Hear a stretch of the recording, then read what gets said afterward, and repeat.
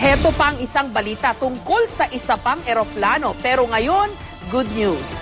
Nasa flight mula Dubai, UAE, patungong Maynila ang isang pasaherong OFW nung bigla siyang napaanak sa comfort room ng eroplano. 2 Pilipinang nurse na lulan din ng eroplano ang tumulong sa pagpapaanak. May report si Ian Cruz.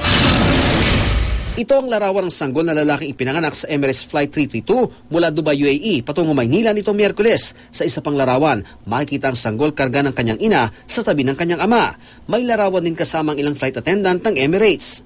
2 Pinay nurse na kasama sa flight ang tumulong mailabas ang sanggol. Isa si Karen Caballe Santos na galing sa Dubai. Napansin daw niyang tila may problema ang katabi niyang babaeng buntis. Malimit na magtungo sa comfort room ng eroplano. Nang makausap ang mister ng ginang na si Ian Villeta, dito na nalaman ni Karen na napanak sa loob ng CR ang ginang na 6.5 buwan pa lang ang ipinagbubuntis. Tapos nakita ko hawak na niya, nakaupo yung babae sa toilet seat. Tapos hawak na niya yung baby, tapos umiiyak siya. Kasi ano na siya, kulay parang cyanotic na kasi black na parang ganon. Tapos si kuya umiiyak na din. Then hinawakan ko yung baby. Gumalaw siya, tapos umiyak pa siya ng once. Tapos sabi ko dun sa babae, ate, pray lang, pray. Tapos kuya, pray ka lang, buhay yung baby nyo. Walang sapat na gamit sa loob ng eroplano para sa pagpapaanak.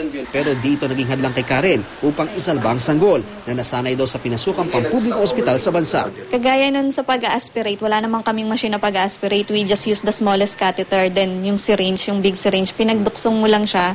Tapos yun ang pang-aspirate mo dun sa baby. At dahil wala rin daw incubator na magbibigay init sa bagong silang na sanggol. Sa aeroplano, yun yung ginamit ko sa kanya. Ginawa ko, walang drop light. Tinatapat ko lang siya sa kung saan, di ba may mga lampshade. Tinapat ko na nga yung 2 lampshade to sa baby. Ang isa pang Pinay nurse si Edith David, kumakain daw nang manawagan ng piloto ng tulong kung sino man ang doktor o paramedic na pasahero. Ipinaasikaso naman sa kanya ang ina ng sanggol. Sabi ko sa kanya, lumabas na ba yung placenta? Yung bang ulo na ng bata na tinatawag sa atin? So, hindi pa. So, ang sabi namin sa mami, okay ka lang, relax ka lang at buhay yung baby mo, ayusin lang namin yung baby muna. So, kinuha na namin yung baby, inaano namin, nilagyan namin ng oxygen, so okay na siya. Nag-emergency landing sa Vietnam ang eroplano para madala sa ospital ang ina at kanyang sanggol. Sa ngayon daw, wala pa silang balita tungkol sa mag-ina. Inilagay na rin ni Karen sa isang social networking site ang mga larawan ng sanggol kung saan lubos sa papuri raw ang tinanggap niya.